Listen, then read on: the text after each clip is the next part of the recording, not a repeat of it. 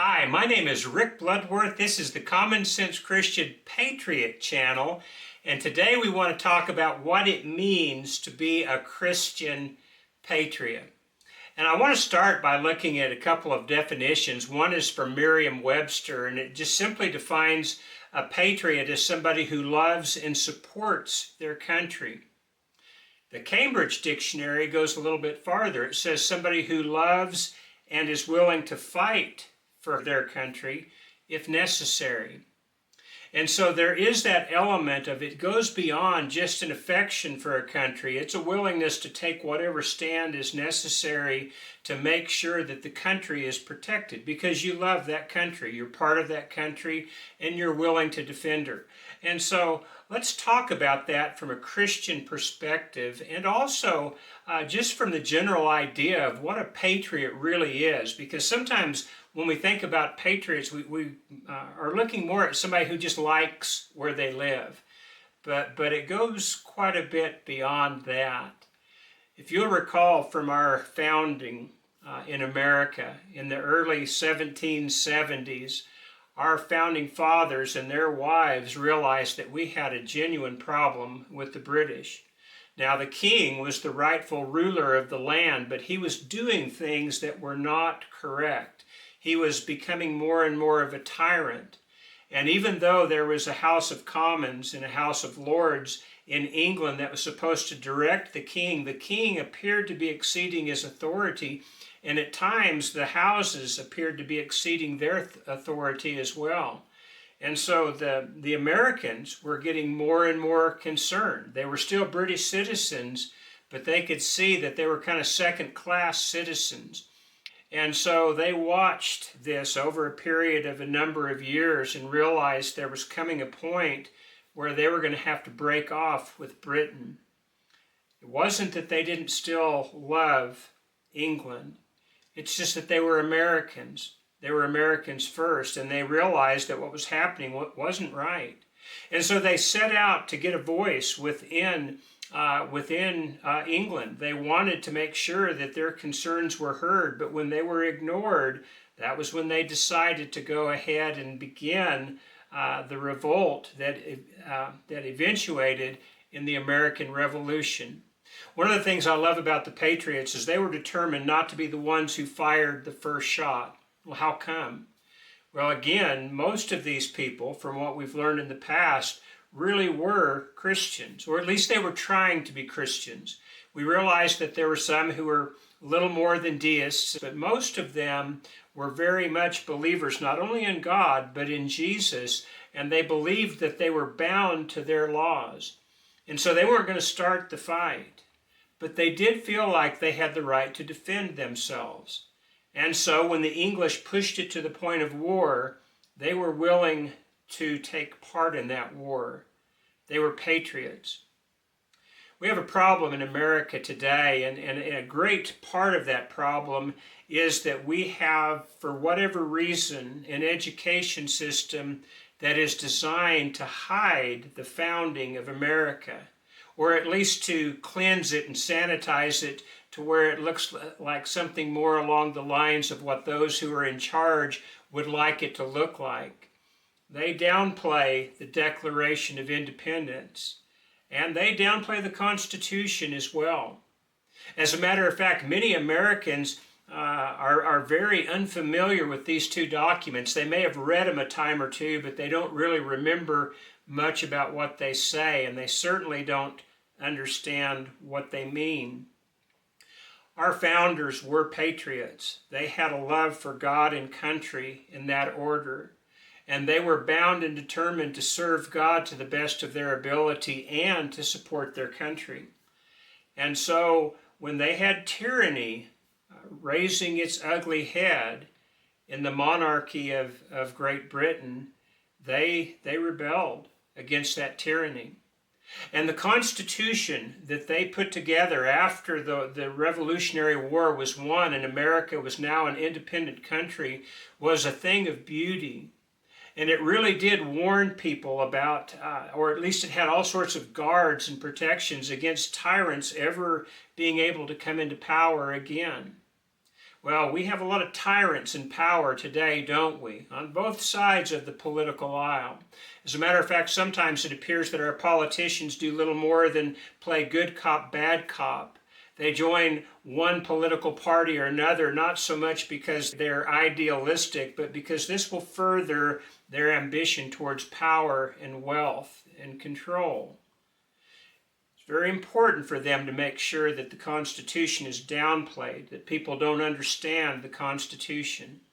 And because of that, there are a lot of people who are honestly and sincerely thinking that as Christians, they have to obey every law that comes out of Washington, or every law that comes out of their state house, or every law that is upheld by the Supreme Court.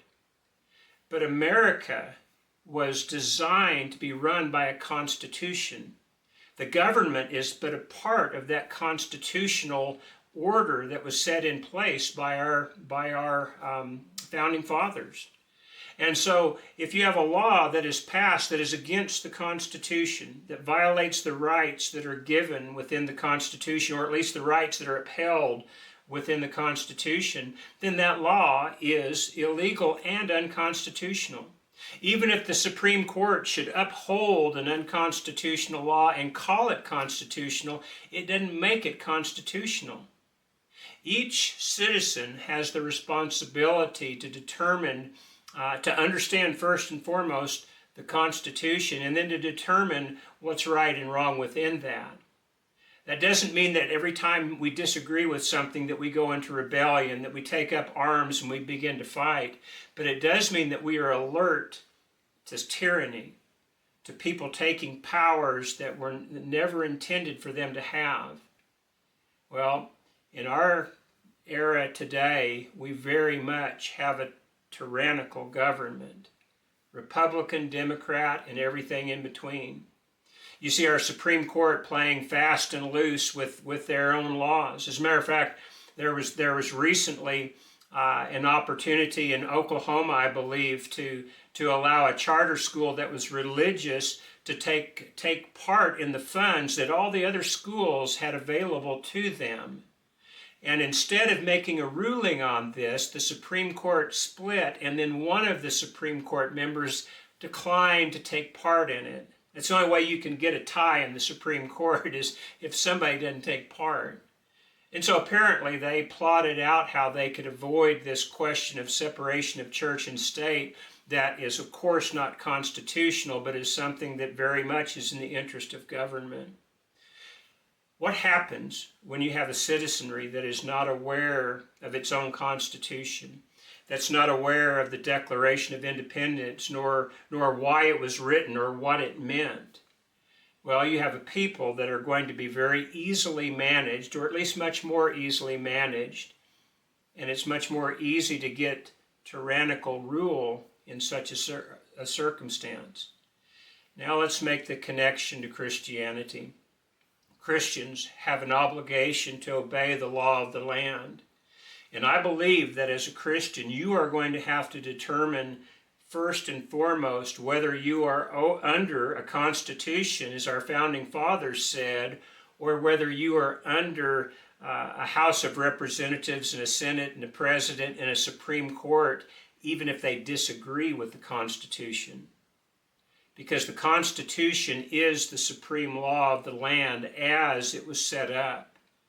And many people have abandoned that, including our leaders. And sadly, so many people don't even understand that we're not under the same set of laws that our founders intended for us. When we talk about the Bible, it is so important for us to make sure that we're aware of what it says. As critical as it is for us to understand the Constitution and the Declaration of Independence and our other founding documents, it's even more critical for us to understand the Bible. That means we have to read it. That means we have to study it. That means we have to think about what it means. That means we have to find out what God's principles for our daily life are, so that we can live in the way that He wants us to live. And being a patriot is certainly something that's acceptable before God. When you read the Old Testament, you read of a people that absolutely loved their nation, Israel. So much of the writings talk about their devotion to Israel and how much they loved just being in Jerusalem and all the things that were involved with that. Now, of course, they were a theocracy, and Israel was a nation of God's chosen people. But America, even though not designed to be a theocracy, was set up by people who believed in God and who very much wanted to be obedient to God, and furthermore, who understood that if they were not obedient to God, that the nation would be worthless. But if they were aware of what God's principles were, if they lived as Christians, if they preferred and chose Christians to be her leaders, then America would be something that was worth fighting for. Not just loving, not just supporting, but fighting for when it comes down to the point where that becomes necessary. Is it right for Christians to do that? Well, it was certainly right for the Israelites to fight and support Israel. And it was certainly, I believe, right for our founders to do what they did. I believe it was right in the Civil War for those people to stand up against the idea that somehow men could own other men. There were other reasons for the Civil War. We understand that. But that was one of the big issues of the time. And there were people who realized that there are certain principles, there are certain ways of life that are worth fighting for. This is what a patriot understands. Pearl Harbor, there were literally millions of people who enlisted, men and women, in the military service because they saw their country attacked. They'd already begun that enrollment during the fight with Nazi Germany, but many of them were drafted. After Pearl Harbor, the volunteer rate just skyrocketed. We remember in our own lifetime the events surrounding 9/11 and how thousands upon thousands of Americans enlisted in the military, patriots who loved their country, who wanted to fight for the country because they believed the country was worth fighting for. And regardless of what the circumstances were around 9/11, those who were enlisting really did believe in the cause they were enlisting for. They loved their country, and they were willing to not only support the country, but to give their lives in defense of the country. This is what a patriot does. And a Christian patriot is somebody who is absolutely bound to God's laws first, and then to the laws of mankind. We have to be familiar with both sets of laws, with the Christian laws that we find very much written in the New Testament, and with the laws of our land that are based upon the Constitution, even though the Constitution very often is misused to certain individuals' own advantages. In Proverbs chapter 22 and verse 6, it says this, "Train up a child in the way he should go, and when he's older, he won't depart from it." As Christian patriots, we have a duty to train up our children to know God and to know Christ and to know what their requirements are, first and foremost. And as Christian patriots, we also have a duty to make sure they understand this nation in which they live. If you live in America, you're under a constitution. And we need to be training up our children to understand what that document means and the other documents that surrounded the founding of America.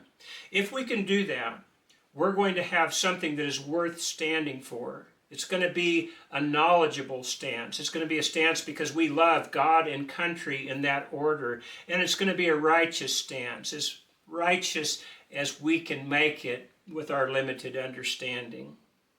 Do you want to be a patriot? Do you consider yourself a patriot? Are you a Christian? Do you want to be a Christian? Do you consider yourself a Christian? You be a Christian first and raise your children in that way, and then you raise them to be patriots second. The two blend together very nicely, and when they do, we have good things happen. America has been a great country, but it's on the decline. It will take Christian patriots to restore the order that we once had. Well, that's enough for today. I hope it gives you something to think about. Let me know what you think in the comments, but I do appreciate your tuning in, and I hope we'll see you next week. God bless.